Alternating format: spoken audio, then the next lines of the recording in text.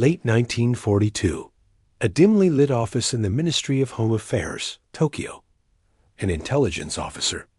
A man who had spent his life studying the rigid hierarchies and stoic warrior codes of Japan's enemies, slid a collection of documents across his desk to his superior. They were not intercepted military orders or blueprints for a new American warship. They were magazines, comic books, and movie posters seized from captured territories in the Philippines. The pages were a riot of color, filled with images that defied military comprehension. A grinning mouse in white gloves, a flustered duck in a sailor suit, a wisecracking rabbit nonchalantly chewing a carrot. The superior, a grim-faced colonel from the Kempitai, picked up a comic book. On its cover, a cartoon duck was throwing a tomato at a caricature of Adolf Hitler. He let out a short, sharp laugh of contempt. "This is what they fight with?" He scoffed, tossing the comic back on the desk. Jungle cartoons. Animal fables for children. His subordinate nodded in agreement. For months, their analysis had been the same. America was a decadent, unserious nation, a culture corrupted by jazz, motion pictures, and childish amusements. While Japan forged its spirit in the fires of Bushido, America entertained itself with the antics of forest creatures. Their propaganda was weak, their heroes were frivolous, their entire society lacked the solemn gravity required for total war. This belief was not just an opinion. It was a cornerstone of Japanese strategic thinking. They were fighting a nation of overgrown children who would surely crumble when faced with the divine will of the emperor. What that colonel didn't know, what the entire Japanese high command failed to grasp, was that in a sun-drenched studio lot in Burbank, California facility now under armed military, guard that same cartoon duck was being retooled into one of the most effective psychological weapons of the Second World War.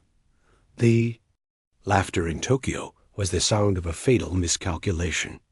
They had dismissed America's most beloved creations as a sign of weakness. They were about to learn, in the most brutal fashion, that a nation that could weaponize joy, that could turn its cartoon characters into soldiers and teachers, possessed a form of power they could never hope to understand. They laughed at the jungle cartoons until they realized that an arsenal of ink and paint was building a new kind of army. One frame at a time, not the mathematics of total war, as understood by the Axis, were based on steel, oil, and fanatical discipline. But on December 8, 1941, a new variable entered the equation: Hollywood. The day after Pearl Harbor, the dream factories of Southern California awoke to a new reality. Within hours, Walt Disney Studio in Burbank, a whimsical campus of animation buildings, was occupied by 500 U.S. Army soldiers from an anti-aircraft unit tasked with defending nearby Lockheed aircraft plants. The Magic Kingdom had become a fortress. Walt Disney himself, who had built an empire on fantasy, gathered his stunned artists. "This is it, men," he reportedly said. "This is a new business. We're in the war." Across town, at the chaotic Warner Brothers animation studio, lovingly nicknamed Termite Terrace, producer Leon Schlesinger saw not a crisis, but an opportunity. His anarchic stable of characters, Bugs Bunny, Daffy Duck, and Porky Pig, were about to be conscripted. The United States government faced an unprecedented challenge. It needed to train millions of civilians, many of whom were barely literate, to perform complex technical tasks. It needed to sell billions of dollars in war bonds to a population still recovering from the Great Depression. It needed to explain rationing, scrap drives, and the vital importance of not discussing troop movements. The old methods, dense manuals, and dry lectures were too slow, too inefficient. They needed a universal language. And they found it in animation. The first salvo in this new kind of warfare was fired by Donald Duck. In late 1941, Treasury Secretary Henry Morgenthau Jr. personally called Walt Disney. He needed a film to convince Americans to pay their income taxes to fund the war effort. The result was The New Spirit, a 7-minute short released in January 1942. In it, a patriotic Donald Duck learns that paying taxes is a citizen's duty to defeat the Axis. The film was a revelation. It was nominated for an Academy Award and shown in thousands of theaters. A Gallup poll found that 37% of regular moviegoers said the film had made them more willing to pay their taxes. The mathematics of persuasion were clear. One cartoon duck had achieved what 1,000 government pamphlets could not. The laughter in Tokyo should have stopped right there. The Disney studio transformed into a high-security industrial facility. Over 90% of its output was now dedicated to government work. The studio produced over 200 training films for the military, totaling more than 68,000 feet of film. These were not simple cartoons. They were sophisticated instructional tools that broke down impossibly complex subjects into easily digestible lessons. Films like Stop That Tank used animated diagrams to teach Canadian soldiers how to use the boy's anti-tank rifle, showing exactly where to aim to disable a panzer. For the U.S. Navy, Disney created a top-secret series on aircraft carrier identification, using stop-motion models and animation to train pilots to distinguish between a Japanese Zero and an American Hellcat in a split second. Naval aviators, who would later achieve a 19-to-1 kill ratio with the Hellcat, were learning their trade from the same studio that had made Snow White. Pilots learned the principles of flight dynamics. Bombardiers studied complex bomb sites. Naval officers learned navigation by the stars, all through animation. A young mechanic from rural Ohio, faced with a 300-page technical manual for a Pratt & Whitney aircraft engine, was hopelessly lost. But after watching a 15-minute Disney-produced film called Theory of the C-1 Turbo Supercharger, the engine's intricate systems became clear. The knowledge gained from that jungle cartoon was the difference between a grounded aircraft and one ready for combat over Germany. The efficiency was staggering. The military estimated that animated training films cut instruction time by up to 40% and increased information retention by over 30%. America wasn't just building more planes than the Axis. It was building more skilled mechanics and pilots to operate them. And it was doing it faster than any nation in history, thanks to a celluloid assembly line. While Disney focused on the science of war, Warner Brothers mastered the art of morale. Their cartoons became a pressure valve for a nation at war, channeling anger, fear, and patriotism into anarchic comedy.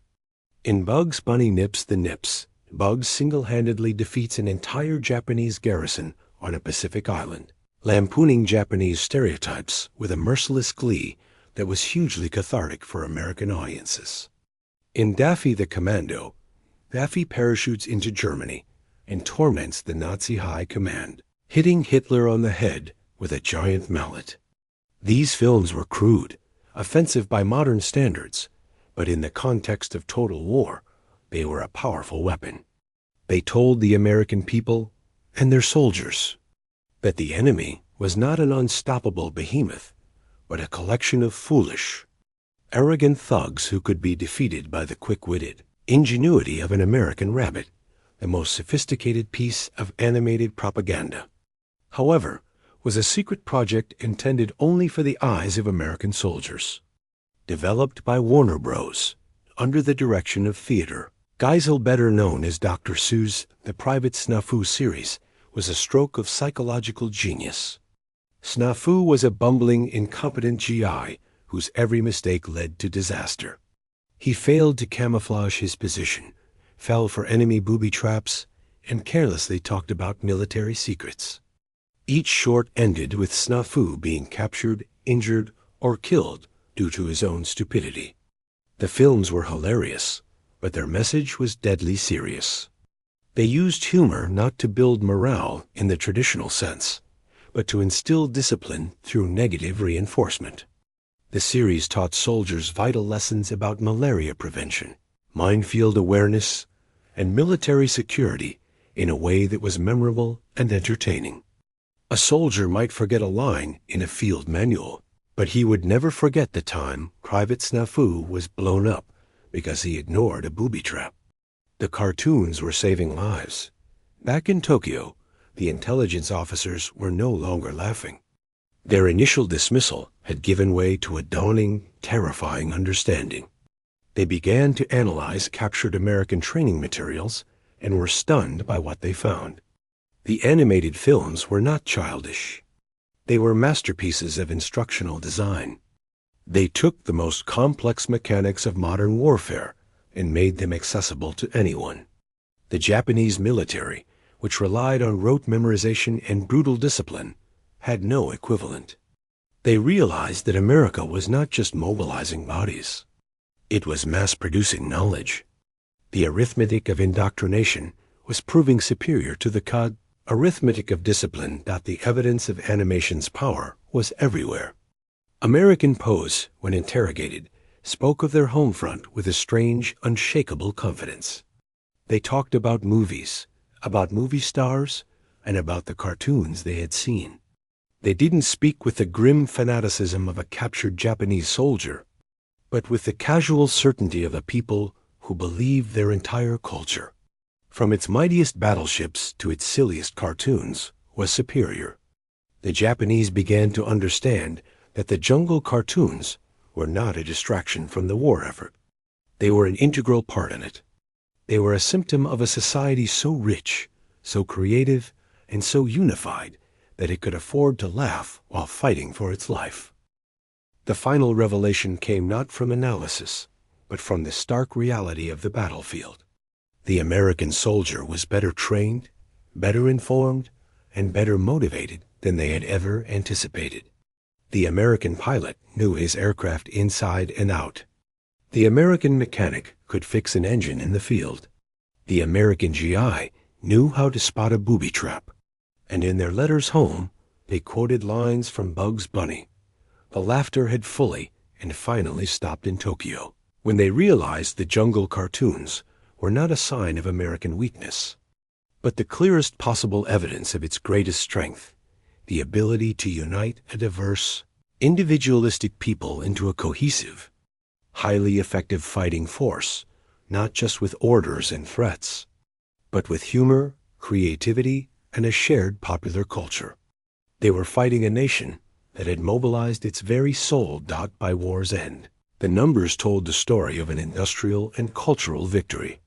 The Disney and Warner Studios had produced millions of feet of film seen by hundreds of millions of people. But the true impact was measured in the results. It was measured in the war bonds sold that funded the B-29s.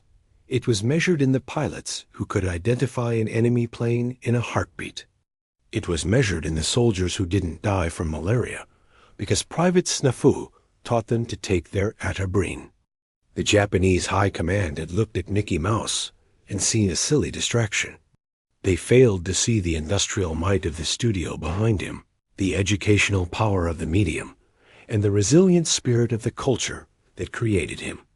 They had prepared to fight an army of soldiers. They found themselves fighting an army of storytellers, artists, and innovators as well.